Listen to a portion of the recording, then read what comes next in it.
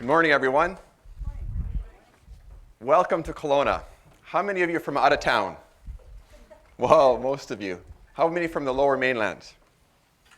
Quite a few. Who would be the furthest, do you think? Furthest from Kelowna. Where are you from? Northwestern Ontario. Wow, anybody further than that? Where are you from? Southwestern. I thought you were going to say Europe or Africa or something like that. Oh, you guys came a long way for this. And you're further? Iowa. Wow. Iowa. Who brought the weather? You did. It's been like Vancouver in November here. I don't know what's going on, but isn't it beautiful? I mean, this is what Kelowna is supposed to be like. So whoever brought the weather, thank you very much. I'm going to start by having just a little bit of fun today. You've already been having fun, but since we're at a computer software conference, I had a little piece of humor that I wanted to just throw in this morning. Why computers are like men and women, all right? We have mostly women here today, so I'm going to start with the men. I'm glad, guys, that you joined us because I thought I was going to get strung up. I didn't realize there would be quite a good ratio between men and women. Why computers are like women. No one but the creator understands their internal logic. Number two, the native language they use to communicate with other computers is incomprehensible to anyone else.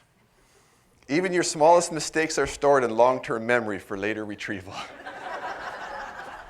Yeah, the guys are going, yeah, I get that.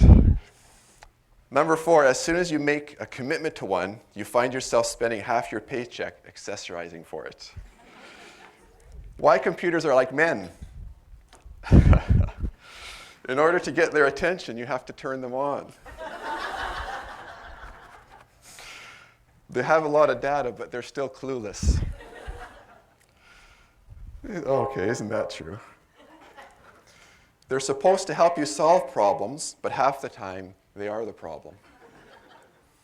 And as soon as you commit to one, you realize that if you had waited just a little bit longer, you could have had a better model. I love it. When Jackie first contacted me to do this conference, I was really taken back. She explained to me the nature of the conference, and it's not uncommon for a business or an organization to bring in a speaker to talk to their people, to try to boost morale or do some training or whatever the case may be. But then she started explaining to me that they were wanting me to come speak to their clients. I thought, wow. When I started hearing the whole nature of this conference, I thought, didn't know much about Vadim software, but I have to tell you, I'm pretty impressed with them, with what little I did know at the time. And so they brought me in here today to speak to you. They paid somebody to speak to you just for your benefit. This has nothing to do with them. They didn't want me to talk about them. They didn't want me to sell anything for them. I'm sure you're going to hear all you need to hear about Vadim this week. But they didn't want me to do that. They just wanted me to speak to you for your benefit. So I was thinking about that, and I was thinking, how can I serve them, and how can I serve you well? And I went into a convenience store one day, and I found this. Because I was thinking about motivation, and it was kind of crossing my mind, and this whole idea of motivation, I had been pondering it for a while. And I went into a store, and I found this.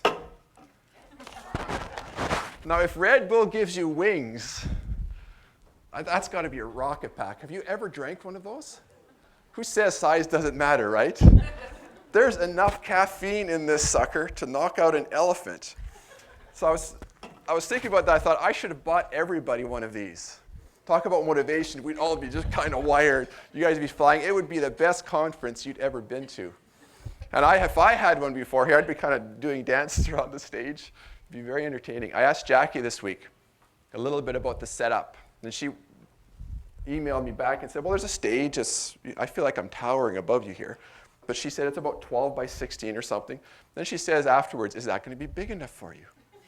I fired her an email. I said, well, as long as I don't drink one of these, I'll be just fine.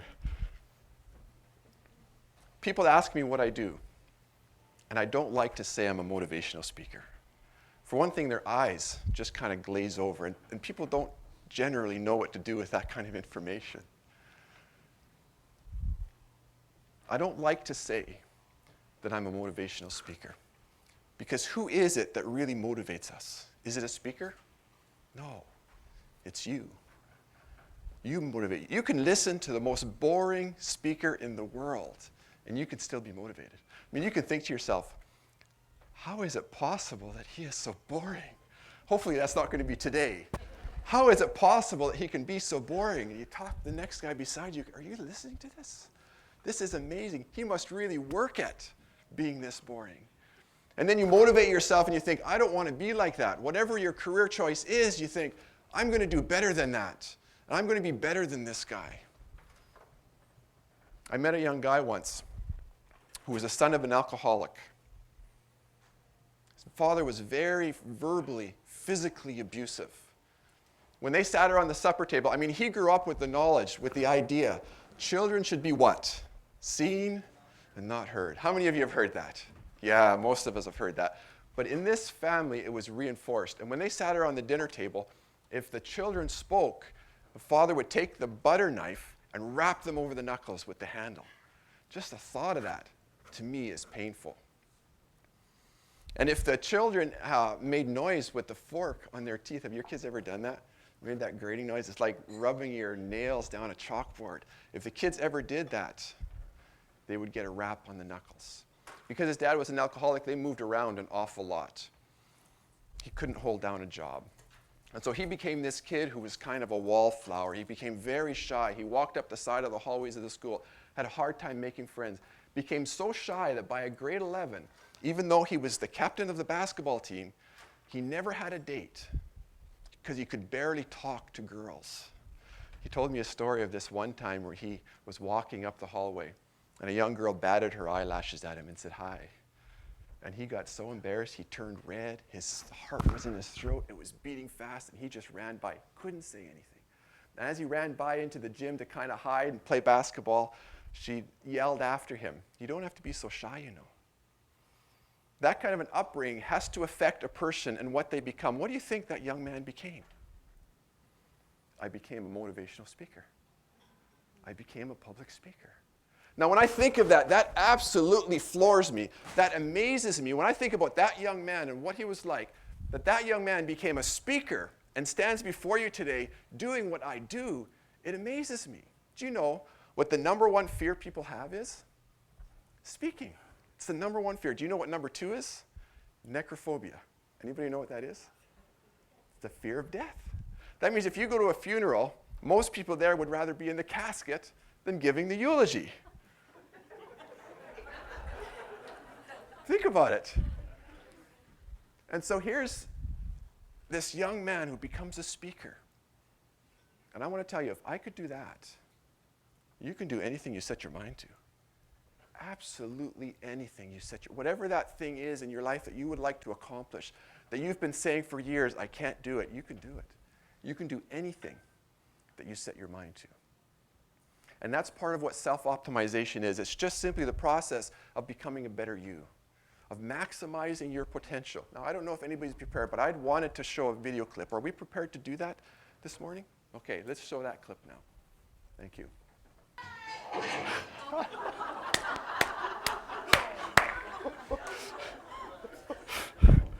Isn't that what life is like? But you know what I find as I talk to people? There are too many people in life that are just trying to survive. And I don't want you to leave here today in survival mode. I want you to leave here today in success mode. Too many people get up in the morning and think, I'm just trying to survive this day. If I could just get through this day.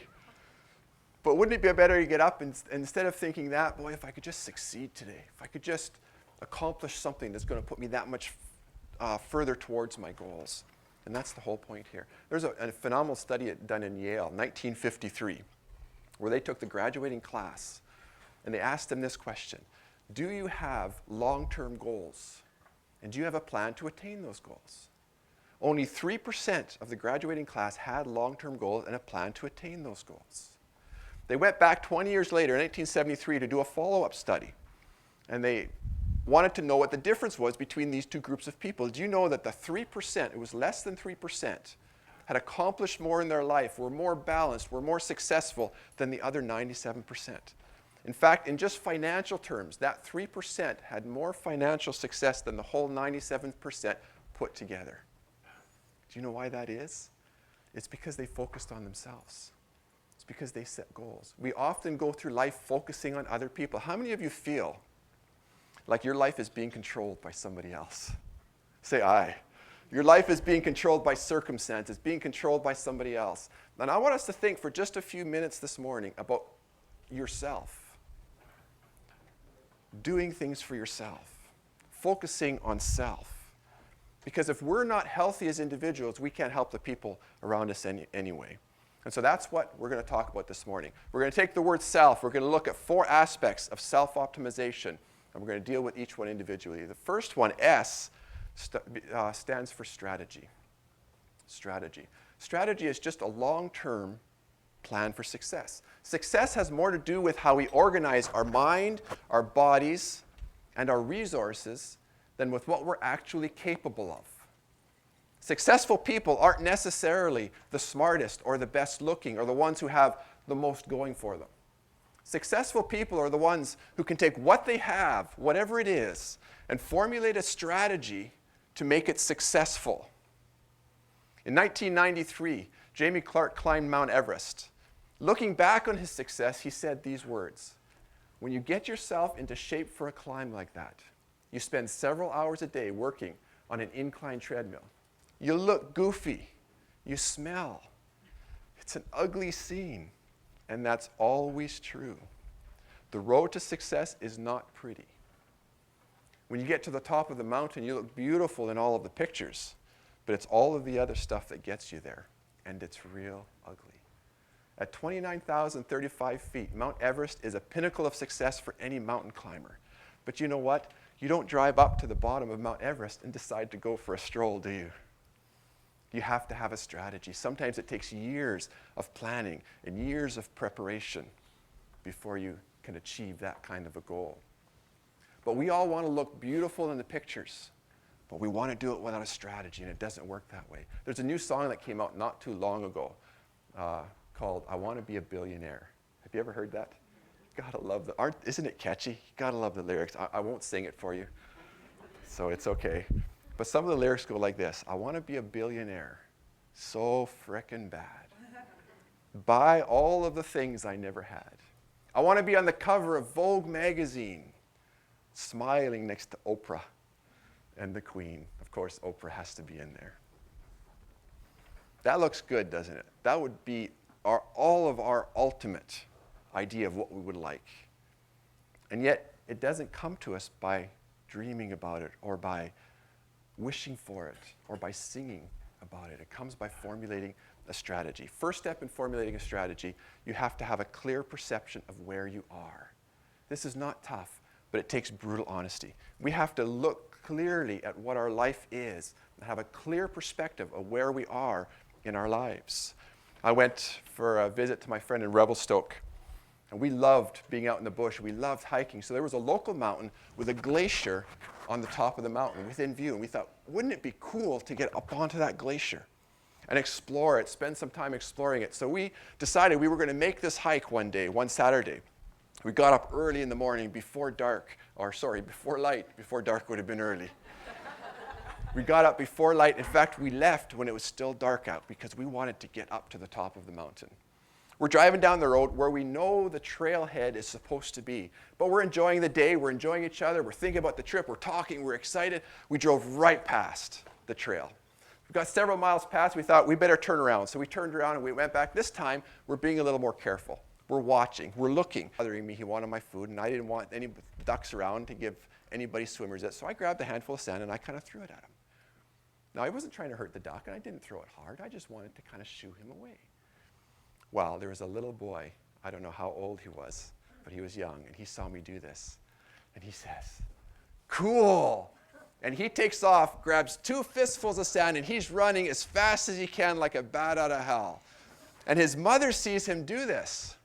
And his mother yells after him, "Johnny, don't you throw that sand at that duck." And she takes off after him, not nearly as fast, mind you, but she takes off after him. And she goes by me. Men, you'll appreciate this. She runs by me, and she gives me the look. And you all know the look. It's that look that women have that just puts the fear of God in the heart of any man. She gave me, I thought, oh my, what did I do? That duck eventually got to the water, and his demeanor changed instantly. amazing how that happened. As soon as it was in the water, it was totally at peace. Held its head high, no more fear. That duck knew that there was not a single person on that beach that could touch him. I mean, that young boy could run all he wanted, but that duck was perfectly safe as long as he was in his element.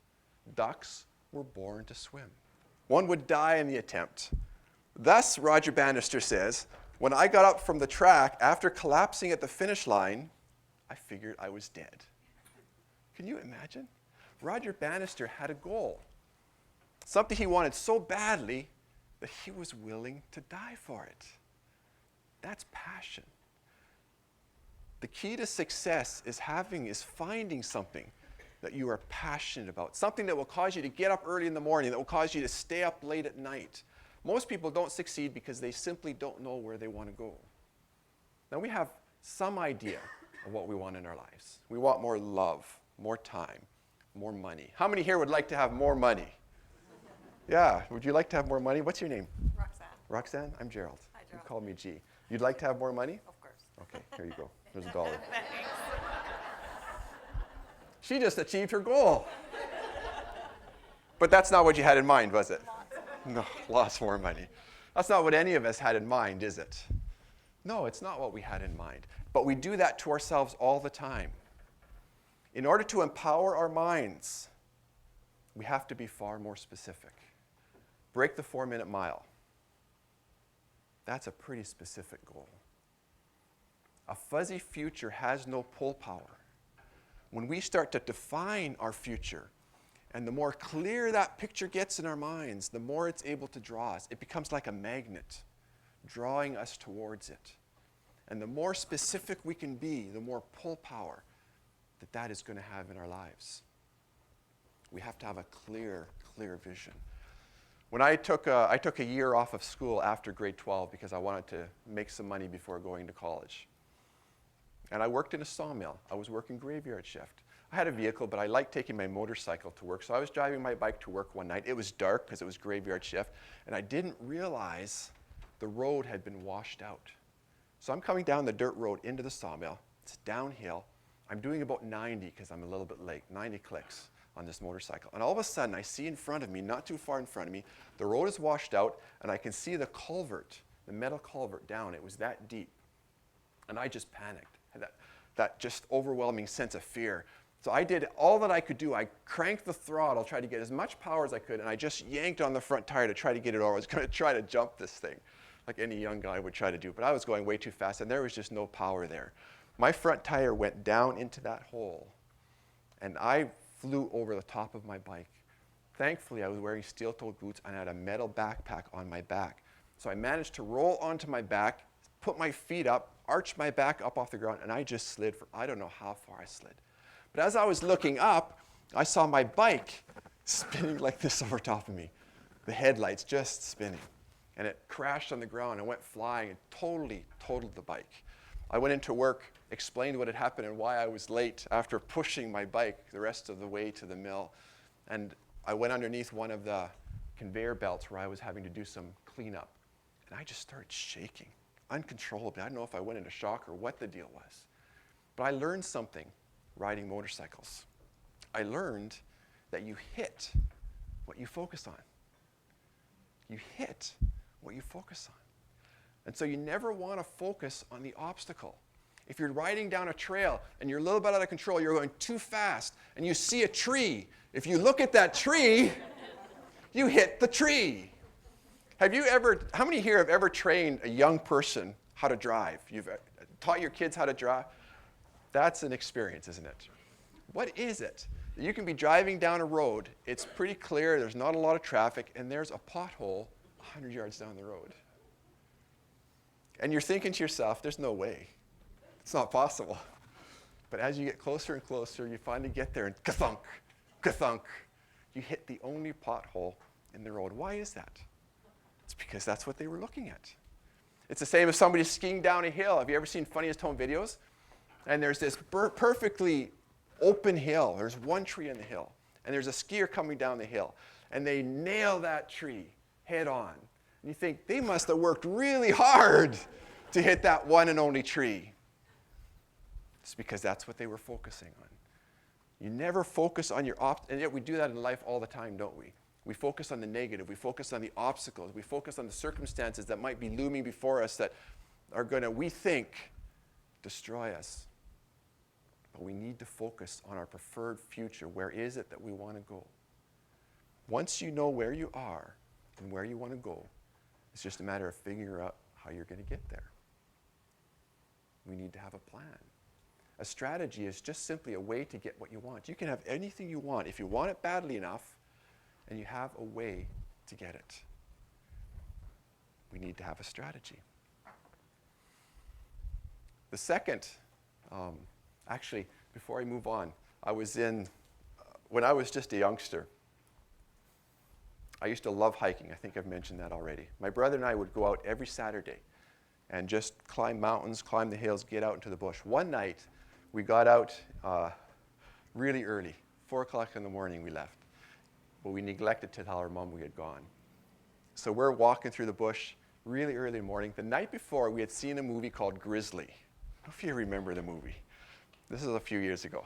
It's like Jaws, but kind of a land version of Jaws, almost the identical movie. So we're going through the bush, and trees are brushing up against us. And we're freaking out because every time something touches us, we think it's a bear, the bear reaching out to get us. Something's going to get us. Well, on these trips, every once in a while, we would sneak into our dad's backpack. He was a hunter. And we would take these shotgun shells from his backpack. And we loved taking these shotgun shells into the bush. We would cut them open, and we would burn the gunpowder. Great things for kids. I don't think we started any forest fires, but looking back on it, it probably wasn't the brightest thing that we've ever done.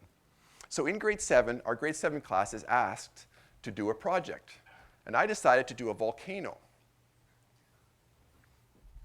And I built this beautiful volcano out of paper mache. And I thought, well, what am I going to do to make this thing erupt? And they told me, you mix vinegar and baking soda, right? And you'll get an eruption. Well, I did that, and it didn't look very good. It was I've had runny noses that were a little bit more powerful than this. I put a little color in. That didn't do the trick either. So then I thought, I got an idea. Over a number of weeks, I took as many shotgun shells out of my dad's backpack as I could without thinking that I would get caught. Now, he never suspected, I don't think, at least he never said anything. And I had a half a bottle full of gunpowder. So when it came time for the presentation, I carried my volcano up to the front of the class. And I put it in front of the class. And I dropped a match into the volcano. And it didn't take long before this thing started to smoke. Sparks started to shoot out. Flames shot out. The flames were shooting as high as the ceiling and kind of bouncing off the ceiling. Smoke was billowing up and across the ceiling, and it finally started to billow outside of the door. Within just 30 seconds or so, the fire alarm went off. You could hear people in the hallway. What is going on? I looked back at the back of the class, and my teacher was sitting there. And he just had these big eyes, and his face just drained of color. And you could just see him. If you lived in the texting days, it was just, OMG, what have I done? So all the kids in the class were standing on their feet. They were clapping and yelling, yeah! We all get evacuated out of the school. Fire trucks show up, the whole deal. And I'm just, basking in the glow of my creativity. It was an awesome moment for a grade 7 student. Totally awesome. That was the best volcano in the history of the grade 7 volcanoes.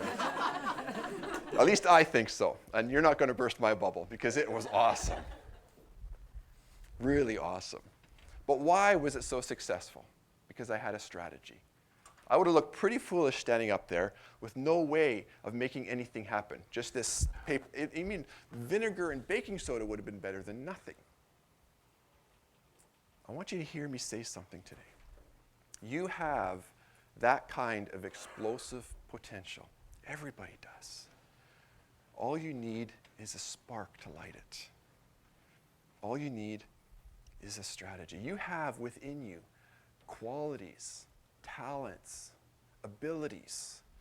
You have the ability to do things that you never dreamed, you never imagined possible. You have the ability to put your stamp on your family like you never imagined possible, to put your stamp on your community, on your workplace, on your world. just to do things that you never dreamed possible. But all we need to accomplish those things is a strategy that is clear, that will give us direction and purpose in our lives. We all need a strategy. I know this young woman that is just a remarkable young woman. She told me a story about her life, and she went through a really tough time that was filled with fear and struggle. And she said she just got tired of living this way. And so she decided to give her year a theme. Now, this was more than a New Year's resolution. She actually gave her year a theme, and she did this for several years successfully. One year she called the Year of No Fear. When I heard this story, I thought, wow, that's remarkable. I got out a pen and paper, I started writing, can I please use this for one of my talks? I thought it was remarkably, she wouldn't have called it a strategy, but it's exactly what she did. A year of no fear. And one of the things that she did, one of the things she strategized is she decided, I'm going to meet 50 people this year that I don't know. That was really tough for her. Just walk up to them in Starbucks, introduce herself, start talking. 50 people. She thought it was going to destroy her. She got partway through the year and realized she had done it. And it made a huge change in her lives simply because she established a strategy. Have you ever heard the phrase, up the creek without a paddle? Anybody? That's quite a predicament when you think about it. Imagine being up a creek without a paddle. Imagine being on the Niagara Falls up the creek without a paddle. What happens? You have no way to give yourself direction. You have no way of propulsion to move yourself forward.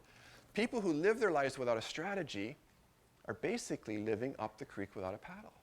They have no way to move forward.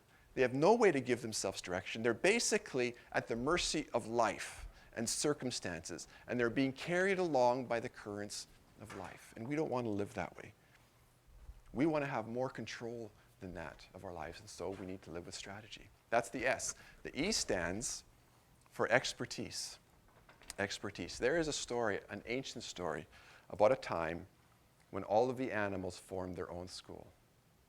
And they formed a well-balanced curriculum of swimming, running, climbing, and flying. And all of the animals had to take all of the classes. Well, the duck was an expert swimmer. She was better than anybody, better than the instructor, but she wasn't a very good runner. And so she had to stay after class to practice her running. Problem with that is her poor webbed feet became so worn that she became only an average swimmer.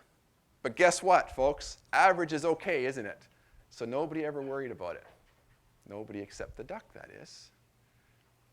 Well, the rabbit was a peak performer in running class, but had to spend so much time practicing his swimming that he developed this funny twitch in his leg. The squirrel was an avid climber that didn't do very well in flying class. He was keen. The squirrel was a real keener. He would run off the end of the branches and just extend himself, put his arms and legs out and try to fly. But gravity would catch him and he would go flying to the ground, crashing into all the branches and thud onto the, kind of like Wile E. Coyote used to do. Pretty soon his body became so badly bruised that he wasn't a very good climber either, and he couldn't run without a limp. The eagle was a continual problem student. The eagle was a nonconformist. The eagle would, in climbing class, would beat everybody to the top of the tree, but she always insisted on her own way of getting there. All of the animals had their own design. They were born to do something special, what I call their expertise. When they did what they were designed to do, they excelled.